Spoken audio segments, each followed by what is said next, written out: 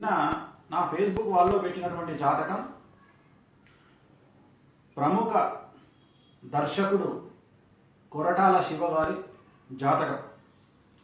ఎవరు కూడా చెప్పలేకపోయినారు ఆయన జాతకాన్ని. కారణం ఏంటంటే నేను చెప్పని వాళ్ళ గురించి తప్పు పట్టట్లేదు, ఆయన జాతకం అలాంటి. సినిమా ఇండస్ట్రీకి సంబంధించి చాలా విచిత్రమైనటువంటి కాంబినేషన్స్ ఉండేటువంటి జాతకం కొరటాల శివ గారి జాతకం.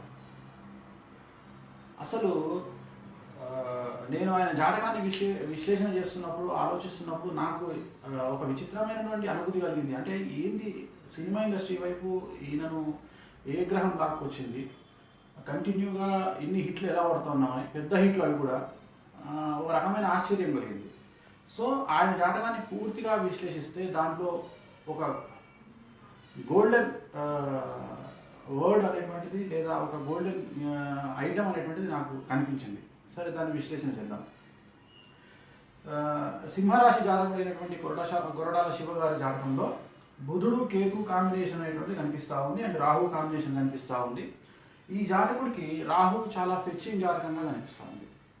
2012లో ప్రారంభమైనటువంటి రాహు మహాదశ ఇది కొరటాల శివ గారి జాతకంలో విశేషమైనటువంటి మార్పులు తీసుకొస్తూ ఉంది. ఒక మిథ్య లాంటి జాతకం. అంటే ఎంత చిన్న సినిమా చేసినా, సినిమాలో ఏమాత్రం అంటే ఒక 10% సబ్జెక్ట్ ఉన్నా లేదా ఒక 50% సబ్జెక్ట్ ఉన్నా ఆటోమేటిక్గా సినిమా ఎవరికి అందరంత ఎత్తుకెదుగుతుంది, అంటే బ్లాక్ బస్టర్ హిట్ అవుతుంది.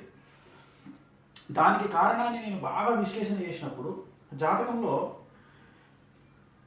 కాలసర్ప దోషం అనేటువంటిది కనిపిస్తున్నప్పటికీ కూడా, బుధుడు కేతుతో కలుసున్నప్పటికీ కూడా, విచిత్రంగా సూర్యుడు అనేవాడు పేరిస్తాడు జనరల్గా దర్శకత్వంలో. సూర్యుడు శని అనేటువంటిది, ఈయన కొరటాల శివ గారు యాక్చువల్గా రైటర్. సో రైటర్ అనేటువంటి వాళ్ళకి బుధుడు ఉచ్చలో ఉండాలి, కానీ కాంబినేషన్లో కేతు బుధ కాంబినేషన్. అండ్ సూర్యుడు అనేటువంటి వాడు దర్శకత్వంలో విపరీతంగా పేరు తేవాలంటే మంచి స్థానంలో ఉండాలి, కానీ శని కాంబినేషన్. కానీ వీరి జాతకంలో రాహు పూర్తి స్థాయిలో ఫెచ్చింగ్గా ఉన్నాడు. కొరటాల శివ గారి జాతకంలో రాహు పూర్తి స్థాయిలో ఫెచ్చింగ్లో ఉండడం జరిగింది.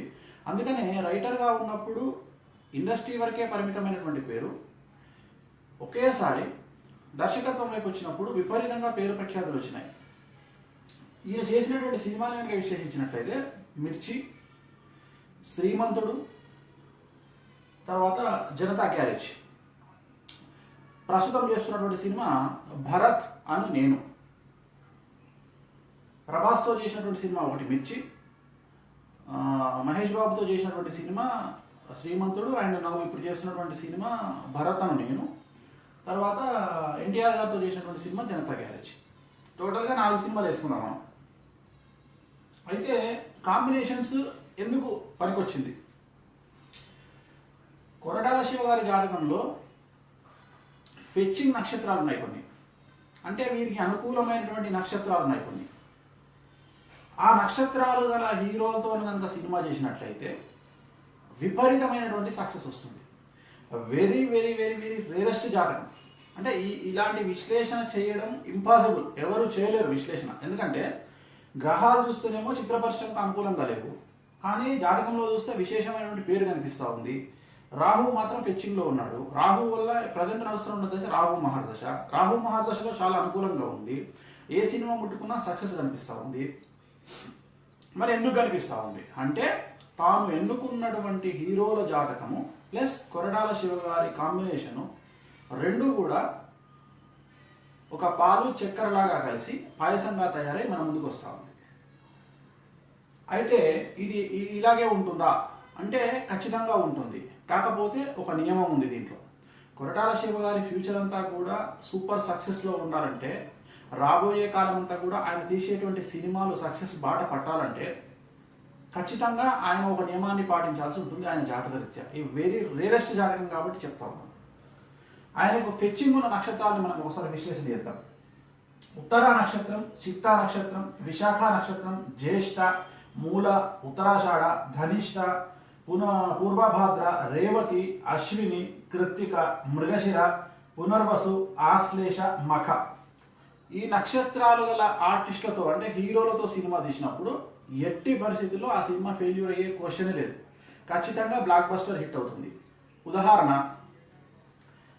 ప్రభాస్ది విశాఖ నక్షత్రం. విశాఖ నక్షత్రము మిర్చి సినిమా బ్లాక్ బస్టర్. అలాగే శ్రీమంతుడు మహేష్ బాబు జాతకం మఖా నక్షత్రము అండ్ భరతను నేను ప్రజెంట్ మహేష్ బాబు జాతక రీత్యా మఖా నక్షత్రం. So block buster hit. And NTR గారిది మఖా నక్షత్రము జనతా గ్యారేజ్ సినిమా. సో ఎలా తీసుకున్నా ఈయన కాంబినేషన్లో ప్రజెంట్ ఇంతవరకు చేసినటువంటి హీరోలు ముగ్గురు అయితే ముగ్గురిలో ఒక నక్షత్రం ప్రభాస్ గారిది విశాఖ, ఎన్టీఆర్ గారిది మహేష్ బాబు గారిది మఖా నక్షత్రం. అంటే విశాఖ మఖా నక్షత్రాల కాంబినేషన్లో వచ్చినటువంటి సినిమా. ప్లస్ కొట్టాల శివ గారి జాతకం వచ్చి ఆ కాంబినేషన్లో పుబ్బా నక్షత్రం కాబట్టి ఈ జాతకుడికి సంబంధించినంత వరకు ఈ కాంబినేషన్ అనేటువంటిది ఎక్స్ట్రీమ్ కాంబినేషన్గా కనిపిస్తూ ఉంది. అంటే పాలు పంచదార కాంబినేషన్తో పాయసం తయారైంది మనకు వచ్చేటువంటి మూవీ.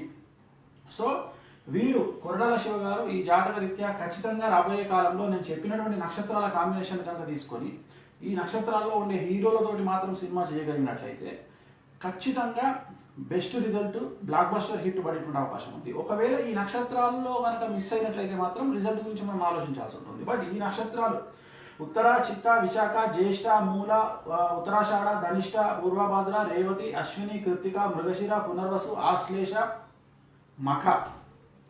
అంటే ఈ నక్షత్రాల్లో ఉండేటువంటి హీరోలతో ముందు సినిమా చేసినట్లయితే కొట్టాల శివ గారి జాతకం చాలా సూపర్గా ఉండబోతా ఉంది. కంటిన్యూగా రాహు మహర్దశ జస్ట్ కంప్లీట్ చేసుకోవడం 4 సంవత్సరాలు అయ్యింది. ఇంకా సుమారు 14 సంవత్సరాల రాహు మహర్దశ ఉంది. కాబట్టి రాబోయే కాలం అంతా కూడా కొరడాల శివ గారి జాతకంలో ఆయన పట్టిందల్లా బంగారంగా ఉంటుంది అని చెప్పడంలో ఎటువంటి అతిశయోక్తి లేదు. ఆయన చేయబోయేటువంటి సినిమాలు కూడా చాలా బ్లాక్ బస్టర్ హిట్లు అయ్యేటువంటి అవకాశం ఉంది. మహేష్ బాబు గారితో చేస్తున్నటువంటి భరత్ అను నేను సినిమా తర్వాత మళ్ళీ ఎన్టీఆర్ గారికి సినిమా ఇవ్వడం జరిగింది. సో మళ్ళీ ఎన్టీఆర్ గారి సినిమా అంటే ఏప్రిల్లో ప్రారంభమవుతా ఉంది నెక్స్ట్ ఇయర్. సుధాకర్ గారు ప్రొడ్యూసరు. సో మళ్ళీ ఎన్టీఆర్ గారు అంటే మళ్ళీ మహానక్షత్రం. సో చాలా సంతోషమైనటువంటి కాంబినేషన్. ఖచ్చితంగా కొట్టాల శివ గారి జాతకరీత్యా చాలా గొప్ప జాతకంగా మారాలి.